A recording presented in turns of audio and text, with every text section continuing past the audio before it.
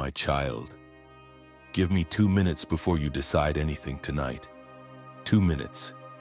That is all I'm asking for. Not 2 minutes to be afraid, not 2 minutes to watch numbers count down on a screen. 2 minutes to stand still inside your own house and let me speak to you. Because you have been carrying this house on your back, and I want you to know that I have seen every step of it.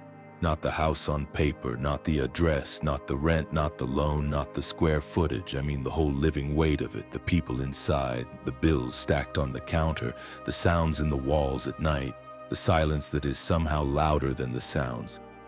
You have been guarding all of it alone, and you are tired in a way that sleep does not fix. So put something down. Just for a moment, whatever is in your hand, set it aside. Sit or stand or lie down. It does not matter where you are. Let your shoulders drop away from your ears. They have been up there a long time. Breathe in slowly. Hold it a second. Let it go. Do it again, slower. One more time. Let the breath out longer than you took it in. Good. Now, picture your house, not the way you wish it looked. Not the version you would clean up before company came. The way it actually is tonight. The dish in the sink, the shoe by the door, the lamp that flickers, the pile you keep meaning to sort, the chair nobody sits in anymore. Picture it honestly. Wow. I have never once been embarrassed by your house. I want to walk through it with you, room by room, slowly, the way you would walk with someone you love who is very tired, because there is fear living in some of those rooms, and I do not want to shout it away from a distance. I want to meet it where it sits. Start at the front door, go there in your mind, stand in front of it, feel the handle in your hand. You have checked this lock more times than you can count. Sometimes twice in one night. Sometimes you check it, lie down, then get up and check it again. You have told yourself that is silly. It is not silly. That is the body of a person who has been responsible for too much, for too long, with nobody to hand it to. So check it one more time, really. Lock it. That is not weak faith. That is ordinary wisdom, and I am the one who gave it to you. I have never asked my children to be careless and call it trust. But now, with your hand still resting on that lock, say something out loud. Say, "This house is not mine to defend alone." Say it even if your voice shakes. Say it even if you feel foolish standing in a dark hallway talking to the air. Because here is what you have not been able to see from the inside. You have been standing at this door like a soldier who was never given relief. Every noise, your responsibility. Every crisis, your job. Every solution, yours to find. Every worst case, yours to imagine first so it cannot surprise you. And somewhere along the way, you started to believe that if you ever stopped watching, everything would collapse. That belief is crushing. And it is not true. There is a guard at this door. My messenger stands where your eyes cannot reach. Michael does not need your permission, and he does not run on your energy. He does not clock out when you fall asleep. He was here on nights you barely remember now. He was here the night you sat in the car and cried before you could make yourself walk inside. He was here the night the call came. He was here on nights when absolutely nothing happened, and you still could not close your eyes. You did not survive those nights on your own strength alone. You only believe you did because nobody was there afterward to tell you otherwise. So take your hand off the door, step back, it is held. Now, walk to your kitchen. This is where a very particular fear lives. You know the one. It has a number attached to it. There is an envelope somewhere in this room, or a screen you have not opened, or an amount you keep almost checking and then not checking. There is a total in your head that you have never actually verified with your own eyes. You have been negotiating with an imaginary figure for weeks. That is the strange cruelty of money fear. It grows in the dark. In your mind it is a monster with no edges, and on paper it is a number. A hard number maybe, a number that will take work and time and possibly some help you do not want to ask for. But a number, something with a shape, something a person can face tomorrow in the daylight. I want you to open it, not tonight, Tonight your mind is not in any condition to hold it well. Nothing looks solvable at this hour. Every problem grows teeth after midnight. But tomorrow when the sun is up and you have eaten something, sit at this table and write the real figures down. What comes in, what goes out, what is owed, what is due first, and what can wait 2 weeks. Something will shift in you when you do that. Not because the number gets smaller, it will not get smaller, but because you will finally be fighting something real instead of something invented. And I will be at that table with you while you do it.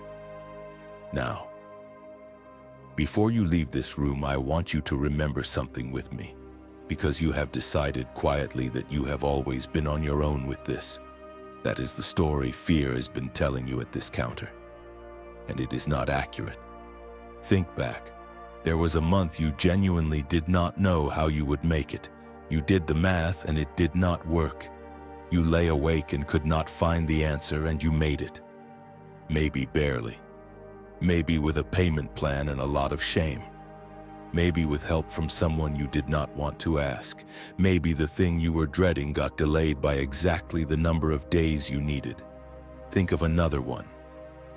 There was a time something arrived out of order. Work you did not apply for. A person who thought of you for no clear reason. A refund, a repair that cost less than they said, a bill that was somehow wrong in your favor. You called it luck. You called it a fluke. You said you got away with one. I am telling you what it actually was. I was working, quietly, through people and timing and doors you did not know existed. I have almost never provided for you in the way you asked. I have provided in ways you could not have arranged for yourself, which is why you keep failing to recognize them. I am not going to promise you a sudden fortune tonight. I am not going to tell you that money will appear in your account before morning if you believe hard enough. I have never spoken to my children that way. Anyone who tells you I do is selling you something. What I will tell you is that I have not changed. Your circumstances have changed. Your fear has changed. My care for this house has not moved an inch. Leave the kitchen. Step into the hallway. This is where it finds you at night. You know exactly what I mean. That moment when you come awake and your whole body is already alert, heart going fast, chest tight, ears straining for a sound you cannot name. And nothing is happening. The house is quiet, no one is at the door, nothing is wrong that was not already wrong when you went to sleep. You have wondered whether that feeling is a warning, whether something is coming, whether your body knows something your mind has not caught up to yet. Let me be honest with you, because you deserve honesty more than you deserve comfort. Most of the time, that feeling is not a message. It is a nervous system that has been running in emergency mode for too many years. That is what happens to a person who has been strong for a long time with nowhere to set it down. Your body learned to stay ready. Now it cannot always tell the difference between 3 in the morning and an actual emergency. That is not a spiritual failure, that is an injury. Injuries heal, but they heal slowly, and they heal with kindness rather than scolding. So here is how you will learn the difference. When something comes from me, it does not spin, it points. It says one clear thing and then it goes quiet. What is left behind is steadiness. You act on it and your chest loosens. The other kind never lands, it circles. It hands you 12 possible disasters and no direction at all. It gets louder the longer you sit with it. It makes you check your phone, check the locks, check the accounts, and none of it helps for more than a minute. Learn that difference, and you will stop being governed by every feeling that visits you in the dark. So when it comes, get up. Turn on one light, not every light in the house, one. Walk the hallway slowly, do not rush. You are not inspecting, you are reminding yourself where you live. And as you walk, say, nothing here is hidden from God. Say it at the far end of the hall again. Nothing here is hidden from God. That is not a spell. Nothing changes because of the sounds you make. What changes is that you are reminding your own body who is actually responsible for this house. And hear this next part carefully. because it matters more than anything else I will say tonight. Do not let that night fear turn into suspicion of the people who love you. Fear looks for a face. When it cannot find a real threat, it will hand you a familiar one. Your spouse, your brother, your friend, the neighbor. It will replay something they said last month and make it mean something it never meant. It will whisper that someone close to you is quietly working against you. I do not build my children up by tearing down the people around them. If a real warning about a person ever comes from me, it will be specific, it will be sober, it will not feel exciting, it will feel like sadness and clarity arriving together, and it will come with instructions about what to do next. Vague suspicion is not discernment, it is exhaustion wearing a costume. Now, there is a place in your house where you work. Maybe it is a desk. Maybe it is the corner of a table. Maybe it is a laptop that lives on the couch or a bag by the door that you pick up before the sun rises. Stand there for a moment. There is a different fear here. Quieter, harder to name. It is the fear that you are spending your one life on something that does not matter. You have not said this out loud because it sounds ungrateful. There are people with nothing. You have work, or you had it, or you are looking for it. Complaining feels like a sin, but it sits in you anyway. The sense that you are pouring yourself into a container with a hole in it, that the years are going somewhere and you cannot point to what they built. Or the opposite fear if the work is stopped, that you have become a person without a place, that the thing that told you who you were has been taken and nobody has replaced it. I want to say something about that. Your worth in this house was never your output, not the paycheck, not the title, not the number of things you fixed this week, not how useful you are to the people around you. You have been earning a place that was already yours. You have been paying rent on ground you were given. That does not mean the work does not matter, it matters. Do it well and do it honestly, but it is not what I weigh when I look at you. And if you are in a season where the work is small or invisible or beneath what you trained for, know this: nothing is wasted, not 1 hour. Some of the most important construction of a life happens in years that look like nothing from the outside. You are not behind, you are being built. Now stop outside the room where someone sleeps. Maybe it is your child, maybe your partner, maybe your mother, older now than you can stand to think about, maybe your sibling. Maybe the room is empty and that emptiness is its own kind of ache. Stand there for a moment. Do not go in. Just stand. This is the fear you almost never say out loud. It is not that something will happen to you. It is that you will fail them. That you will not have enough, that you will not be enough, that the version of you that shows up tired and short-tempered is the version they will carry for the rest of their lives, that you are quietly disappointing the people who depend on you, and one day they will notice and it will be too late to fix. Listen to me. You are not the only thing standing between them and harm. You never were. That belief has nearly broken you, and it was never true for a single day. I have my own care over that room, my own watch over that life. There are things that never reach them that you will never know about, because prevented harm leaves no evidence behind. You are not the last line of defense. You were never designed to be. And what they actually need from you is not perfection, it is presence. 10 honest minutes of your real attention is worth more than a year of anxious providing. They do not need a flawless parent. They do not need a flawless partner or a flawless child. They need you, awake in the room, looking at them. If it is a child in there, they will not remember the brand of anything you bought. They will remember whether your face lit up when they walked in. If it is your partner in there, they are not keeping score of your income. They are wondering whether you still see them as a person or only as another item on your list. If it is a parent in there, they do not need you to fix the years that went wrong. They need you to sit down and stay a while. So tomorrow, give one of them 10 honest minutes. No phone, No half listening while you think about something else.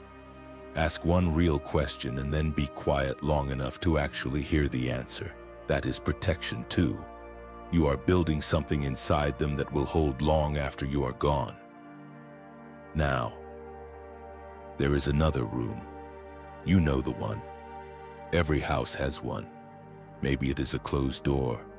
Maybe it is only a drawer. Maybe it is a box on a shelf in a closet, or a corner you walk past quickly, or a chair you have not moved in 2 years because moving it would mean something. You do not go in there. You have your reasons, and they are good ones. Something happened in that room, or something ended, or someone left, or someone died, or an entire version of your life stopped there and never started again.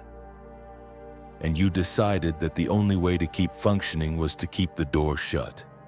I am not going to tell you to open it tonight. I am not going to shame you for keeping it closed. Grief keeps its own time, and it does not take instruction from anyone, including from people who mean well. But I want you to know one thing, and I want it to land gently. I was in that room, not afterward, during. I was there in the worst of it, when you were on the floor, when you could not get air in, when that sound came out of you that you did not recognize as your own voice.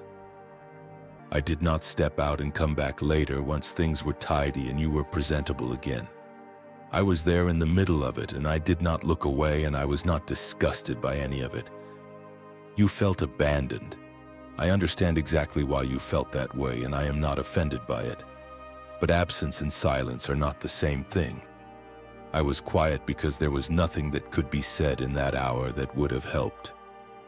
I know when to be quiet with someone I love. One day, not tonight, you will open that door, you will walk in. You will move the chair or open the box or read the letter. It will hurt, it will not destroy you. And when that day comes, I will be in there too, the same as before. Until then, that room is not evidence of your weakness. It is evidence that you loved something. Only people who love have rooms like that. Now go to your bedroom. This is where the loop lives. You lie down, your body is exhausted, and your mind reaches out and picks up a problem like a stone and starts turning it over. You replay the conversation from Tuesday.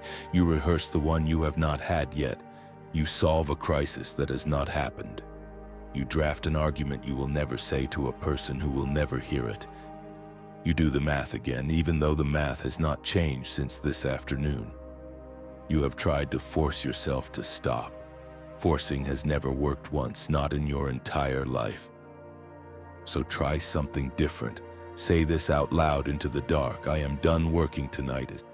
Say it again. I am done working tonight, because that is exactly what this is. Your mind believes it is still on duty. It believes that if it keeps circling the problem, it is protecting you.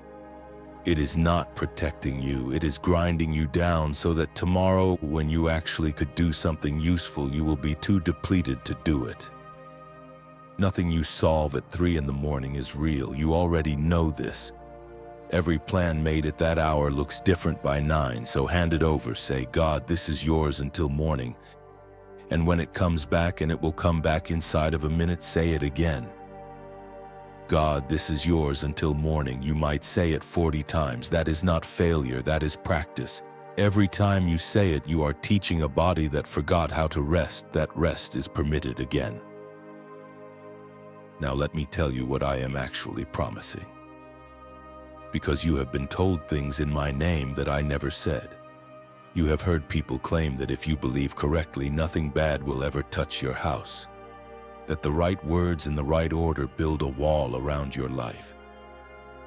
That is not what I have said, and it is not what I am saying now. My protection is not a wall that keeps every storm away from your door. My protection is my presence inside the house, while the storm passes over it.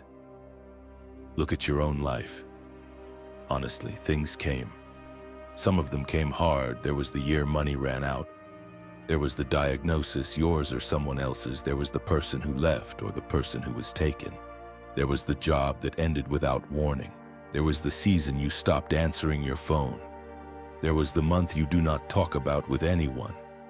Any one of those should have finished you. And you are here. Not untouched, not unchanged, not the same person who walked in, but here, breathing, listening to this. Something carried you through what you did not have the strength to survive. You have called it stubbornness, you have called it luck. Most of the time you have called it nothing at all because you were too busy staying upright to stop and name it.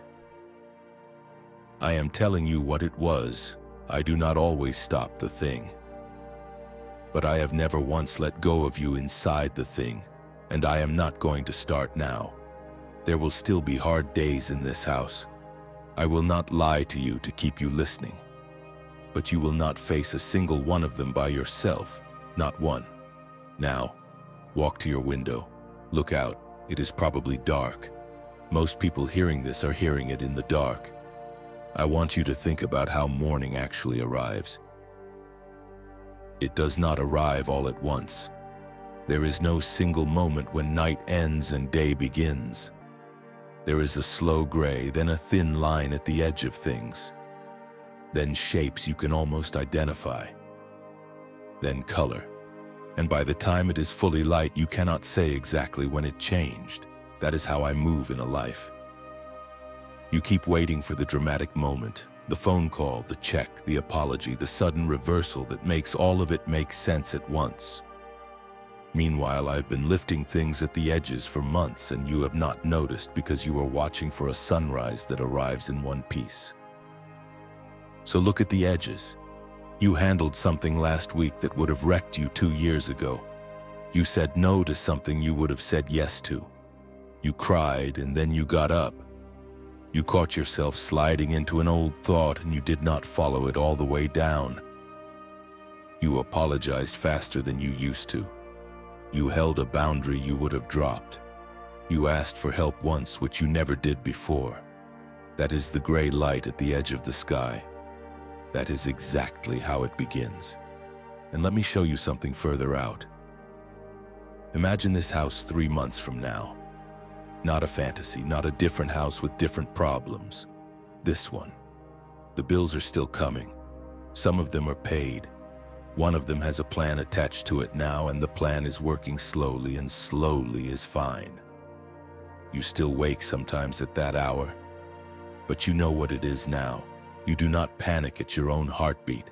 You get up, turn on one light, walk the hall, say your line, and go back to bed. It takes 11 minutes instead of 3 hours. There is one conversation you have had that you had been avoiding for a year. It went badly or it went well, but either way it is behind you and not in front of you. The room you could not enter, you have entered. Maybe only once. Maybe you only stood in the doorway and cried and came back out. That counts. The people in this house have seen a different version of you, slower, more present, less likely to snap at nothing. And you have begun to notice in small ways that you are not the only one holding this place up. That is not a miracle in the way people advertise miracles. It is better. It is durable. It does not wear off. Now I want to give you words, short ones you can actually remember in the moment you need them. At the front door when you turn the lock, this house is not mine to defend alone. In the kitchen when the number rises up in your chest, I have been provided for before and I will be provided for again. At your desk when the work feels pointless, my worth is not my output. In the hallway at night, nothing here is hidden from God. Outside the room where someone sleeps, I am not their only protection. Near the room you cannot open, yet God was in there with me and God is still here. In the bedroom when the loop begins, God, this is yours until morning. Say them badly, say them while doubting them. That is fine. Speech is how a person argues with their own fear and slowly wins. Now, one thing to do when the sun is up. Not 5 things, not a program, one thing. Take the loudest fear in this house, the one that has been quietly running the place. You already know which one it is. It came to mind the moment I said it. Tomorrow in daylight, and do one real thing about it. If it is money, open the envelope and write the numbers down. If it is your health, make the appointment. Only the appointment, nothing else.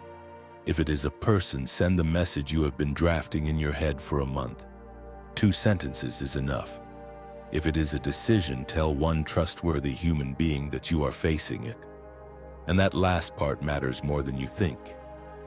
Do it near another person if you can at all. Fear is strongest in isolation. It loses a great deal of its power the moment one other human being knows it exists.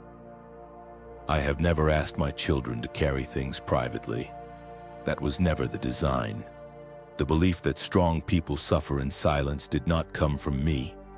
It came from a world that finds your silence convenient. Now, a word for your own heart before we finish. You have spent this entire walk thinking about other people, the ones in the rooms, the ones you owe, the ones you are terrified of failing. Let me ask you something. Who has been guarding you? You do not have an answer. You have not thought about it in years. Somewhere back there you decided that you are the one who carries and never the one who is carried. I want to correct that tonight. You are not the staff of this house. You are my child inside it. You are allowed to be tired. You are allowed to need things. You are allowed to be held. Being needed by everyone does not disqualify you from being loved. It never has. So write 3 words somewhere you will see them tomorrow. On paper, on your hand, on the bathroom mirror. I trust God, not I understand God, not I have figured out the plan, not I am no longer afraid, just I trust God. That is a small sentence for a very tired person. And it is enough. If those 3 words are true for you tonight, even a little, even at 10%, put them in the comments below. I trust God, nothing more than that. You are not the only one awake in the dark right now. It helps more than you know to see the others. Now, come back to the door with me. We started here. Look at what we did in these few minutes. You locked the door and admitted out loud that you are not the only guard. You stood in the kitchen and decided to look at the real number in daylight. You remembered that you have been provided for before in ways you did not arrange. You stood where you work and set down the idea that your worth is what you produce. You walked the hallway and learned that not every fear is a warning. You stood outside the room where someone sleeps and put down a weight that was never yours to carry. You stood near the room you cannot open and you found out you are never alone inside it. You lay down in your bedroom and handed the night over. You looked out the window and saw that light comes slowly and that it has already started. That is a whole house. That is a house that has been walked through with God. Nothing outside has changed in the last few minutes. The bills are the same, the people are the same. The problem is exactly the size it was when we started. But the person standing in the middle of this house is different. And that is where every change begins. Always, without exception. So here is what I want from the rest of tonight. Rest. Not as a reward for finishing everything. There will never be a night when everything is finished. That night does not exist for anyone. Rest is an act of trust. Rest is what a person does when they finally believe that someone else is awake. Sleep in this house. I will keep watch over it. Wake up tomorrow and do the one thing. Only the one thing. And the next time you come awake at that hour with your heart going, remember the walk we took. Remember the door, the kitchen, the desk, the hallway, the window. Remember that you were not alone in a single one of those rooms. You never have been. I have been in this house longer than you have. I am not leaving.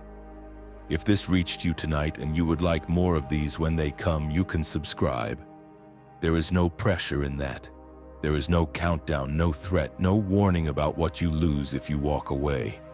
If it helps you stay, if it does not, go in peace and take the peace with you. Rest now, my child. The door is locked, the house is held, and you are loved.